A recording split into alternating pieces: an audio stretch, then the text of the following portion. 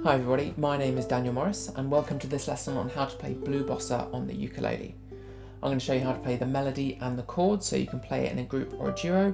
Then I'm going to show you how to combine the two into a fingerstyle arrangement so that you can play it on your own. There's music you can download and a backing track to play along with. Links are in the description. Let's have a look at how we can play the melody.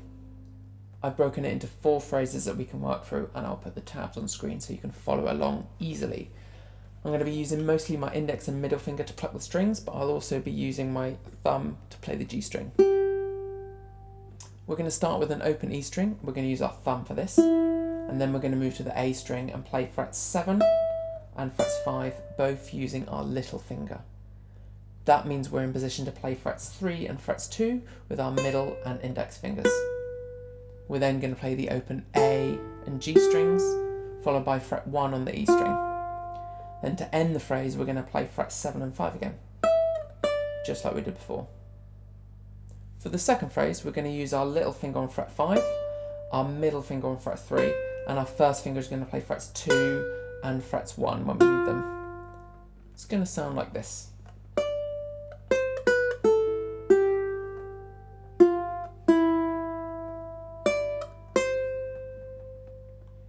Notice that the shape of the melody is the same as in phrase 1, we've just moved down the scale a little bit. We change key for phrase 3 from A minor to B flat major. For this phrase, we're going to be using our index finger on fret 1, middle finger on fret 2, and ring finger on fret 3, and it is going to sound like this.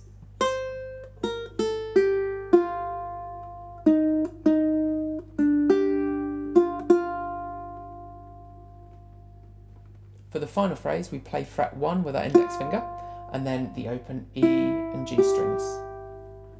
We then repeat those notes playing the F twice,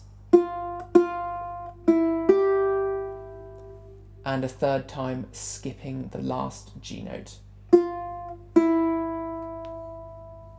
Now that we can play the melody, let's have a look at how we can accompany it with some chords and a bossa nova rhythm.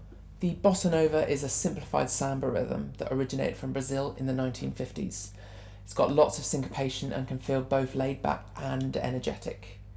With our plucking hand, we're either going to be playing the G string with our thumb like this, or the C, E and A strings with our index, middle and ring fingers like this.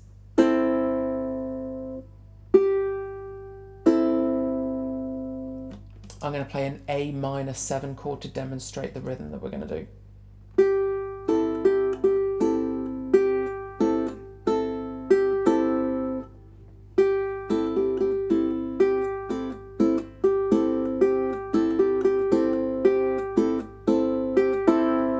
This pattern is tricky to get used to, so you're going to want to sit on it for a while until it feels comfortable.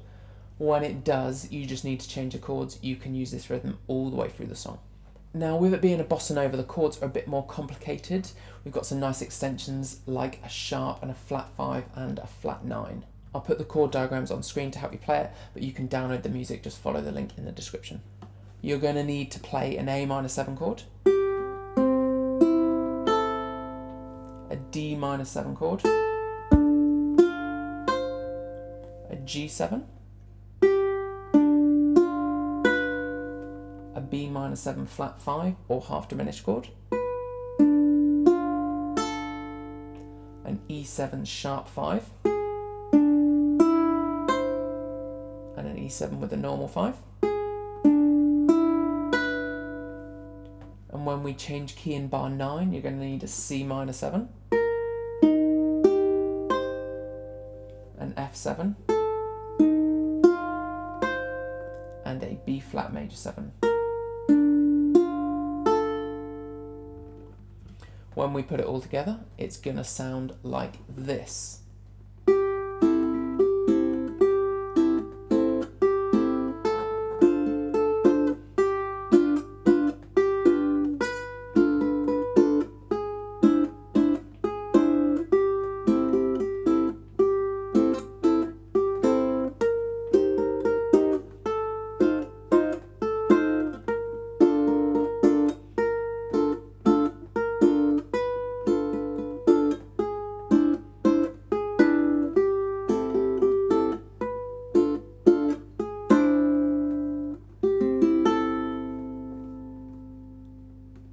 I've made a jam track you can practice both the melody and the chords along to.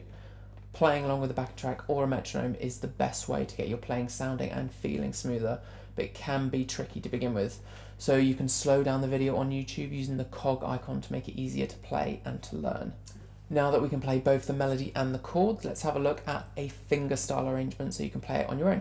We start off with the open E string, followed by this A minor 7 chord using your index and ring finger. We're then going to play frets 5 on the A string, followed by frets 8 and 7 on the E string. To end this bar, we're going to play another A minor 7 chord, but this time with just our index finger. Next, we're going to play an open G string, followed by this D minor chord, but we don't want the A string to ring out, we're only going to strum 3 strings.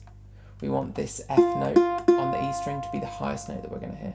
We end the phrase with fret 7 on the A string and this G7 chord. We start the second phrase with this B minor 7 flat 5 chord and frets 3 and 2 on the A string. You can then pull off to get this open A before playing this G5 chord using only the G, C and E strings. We're then going to play fret 1 on the E string, followed by this 3-string A minor chord, and frets 5 on the A string, followed by this A minor chord. For the key change in the third phrase, we're going to start off with this C minor 7 chord, then play frets 6 and 5 on the E string, followed by this open G and this F7 chord. Next, we're going to play 3 B flat chords, each one with a note leading to them. First, fret 3 on the C string, followed by this B flat sus chord, then fret 2 on the C string, followed by this B flat 6 chord, and finally fret 1 on the E string, followed by this B flat major. For phrase 4, we start with this B half diminished chord. We're then going to use our little finger to play fret 4 on the C string and the open G. Next, we're going to use our middle finger to play fret 1 on the E string, so that note can ring out into this E flat 9 chord, just on 3 strings, before we pluck the open E and G string. Fret 1 on the E string will then take us into the first and second time endings. If you want to play this song again, we're going to start with this A minor chord, followed by this minor 2-5 chord progression that will take you back to the beginning of the song. But if you want the song to end, we're going to take the second time ending and play this A minor 9 chord. As it's the last chord we're going to play, it sounds really good if we strum it slowly. So now that you know how to play all 3 versions, try to practice each of them. The number one hurdle I see with my students is that they don't know the song quite well enough to get it feeling really smooth. They can play all the parts, but it doesn't necessarily flow as much as they want it to. The best way to get past this is to know each part of the song just that little bit better. Keep on playing it over and over again. I broke it up into phrases so it's easier to learn. I also gave you specific fingering so that you can play it the same way each time. You'll learn it far quicker and it'll end up far smoother if you do. You can download the sheet music for free by following the link in the description, and make sure you play along with the backing track to perfect the melody and the bossa nova rhythm. I hope you enjoyed playing this version of Blue Bossa. Let me know in the comments if there's anything I've missed or there's something you want to see in the future. Please like this video and subscribe to the channel to get notified about new lessons, arrangements and jam tracks. I'll see you next time.